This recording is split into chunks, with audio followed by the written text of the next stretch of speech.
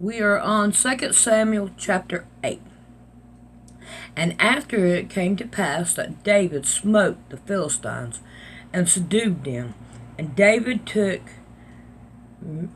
Meth-Maha out of the hands of the Philistines. And he smote Moab, and measured them with line, casting them down to the ground, even with 2 line measures to put to death, with 1 full line to keep alive. And so the Moabites became David's servants and brought gifts. David smote also the Hadazor, the son of Rohab, king of Zoar, as he went to recover his border at the river Euphrates. And David took from him 1,000 chariots, and 700 horsemen, and 20,000 footmen. And David hodged all the chariot horses, but reserved of them for 100 chariots. And when the Assyrians of Damascus came to score Hadadors, king of Zobah, David slew of the Assyrian 22,000 men. Then David put grandsons in Syria and Damascus, and in Syrians became servants to David, and brought gifts. And the Lord perceived David whithersoever he went. And David took the shields of gold that were on the servants of Hadadazor, and brought them to Jerusalem, and from Beth and from Beerothai, cities of Hadazor, King David took exceeding much brass. When Toi, king of Mahath, heard that David had smitten all of the host of Hadazor, then Toi sent Joram his son unto King David to salute him and to bless him, because he had fought against Hadazor and smit him. Hadazor had wars with Toi, and Joram brought with him vessels of silver and vessels of gold and vessels of brass, which also King David did dedicate unto the Lord with silver and gold, that he had dedicated all the nations which he subdued, Assyria, and of Moab, and of the children of Ammon, and the Philistines, and of the Amalekites, and of the spoils of Hadazor, sons of Rohab, king of Zobah.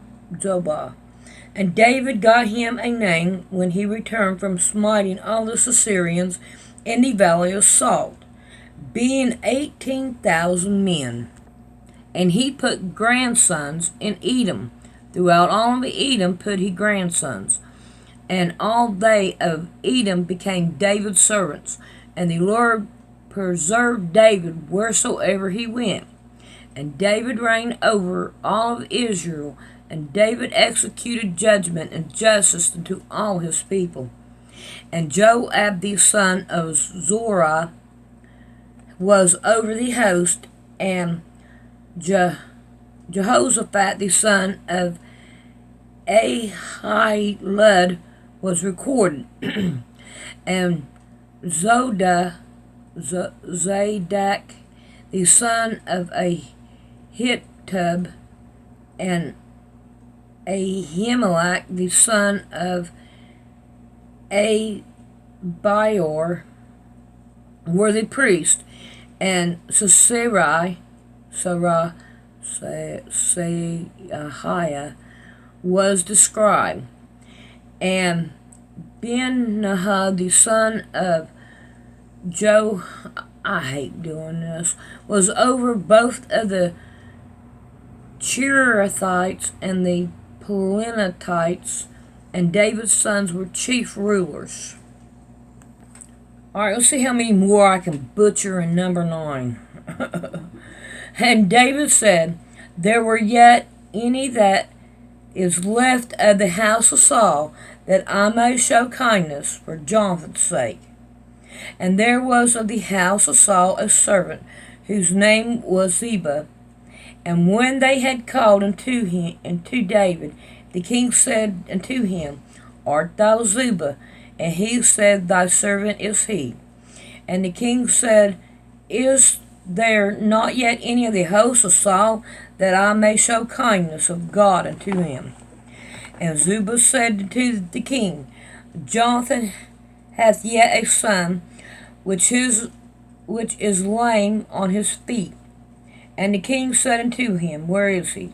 And Ziba said unto the king, Behold, he is in the house of Machir, the son of Amiel in Lo-debar. Then King David sent and fetched him out of the house of Machir, the son of Amiel from Lo-debar. Thank you, Mom. Alright, sorry. Now, when Mephibosheth,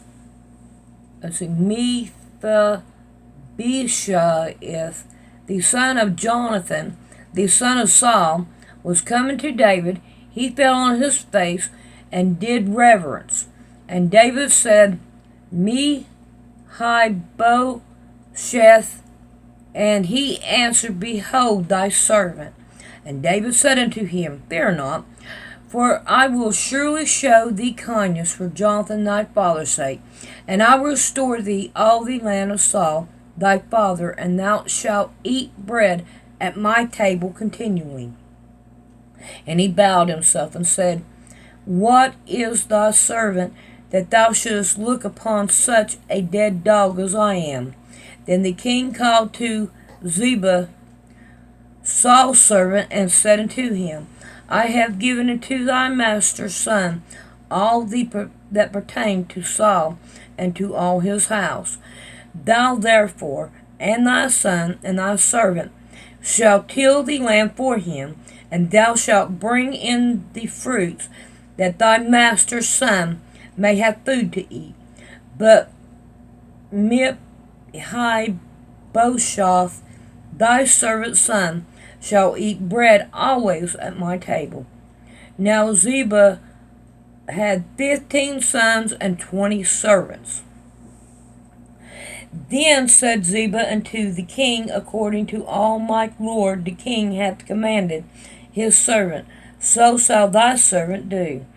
As for Mephibosheth, said to the king, He shall eat at my table, as one of the king's son.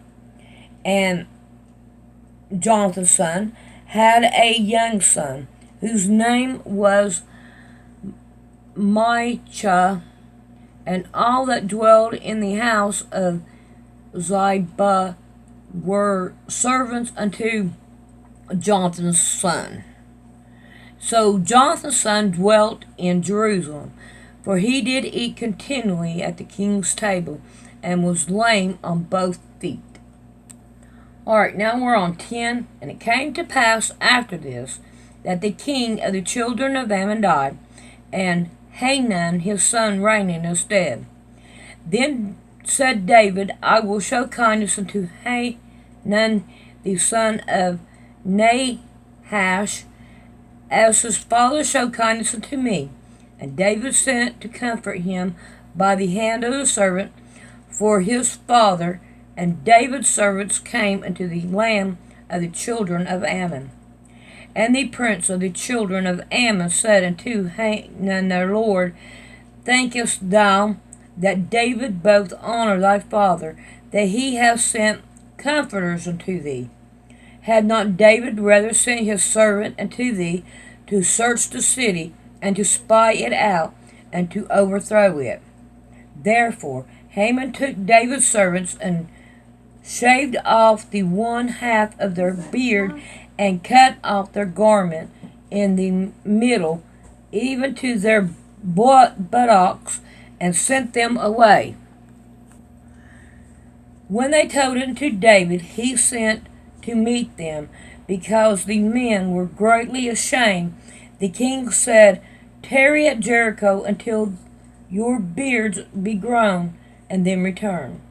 And when the children of Ammon saw that they stank before David, the children of Ammon sent and hired the Syrian of Beth Rehob and the Syrian of Zobah 20,000 footmen, and of the king of Machchat 1,000 men, and of Ishbod 12,000 men.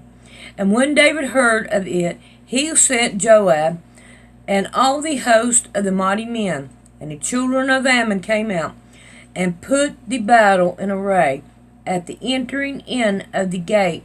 And the Syrian of Zobah and of Rehob and Ishtob and Makosh, I hate butchering these names, were by themselves in the field. Then Joab saw that the front of the battle was against him before and behind. He chose all the chosen men of Israel and put them array against the Syrian.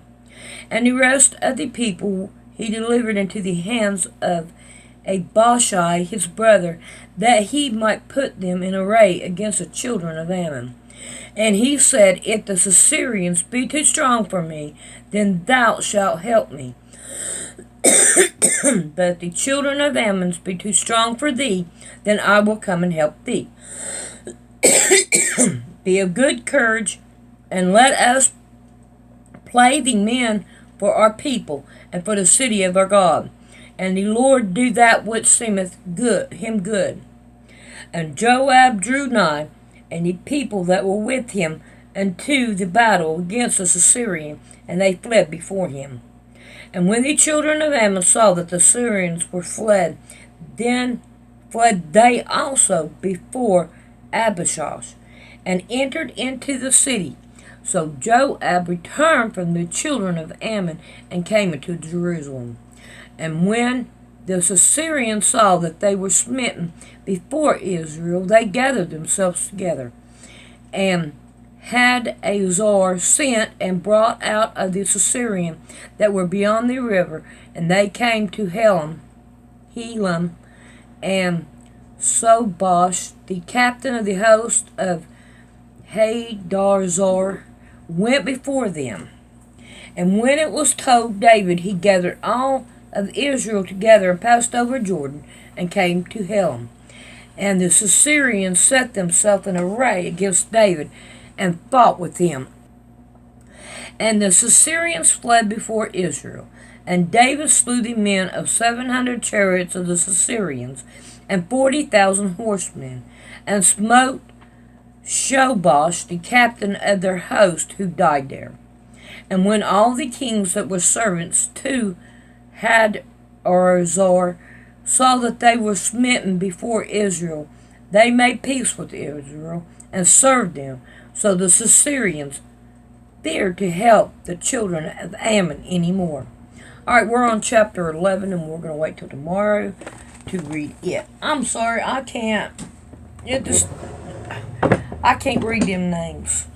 They're too hard. But I really am trying. But it's getting good. We're seeing what's happening in the Bible, and that that will help us to learn and get closer to God in the long run. I love you guys, and I'll read to you tomorrow.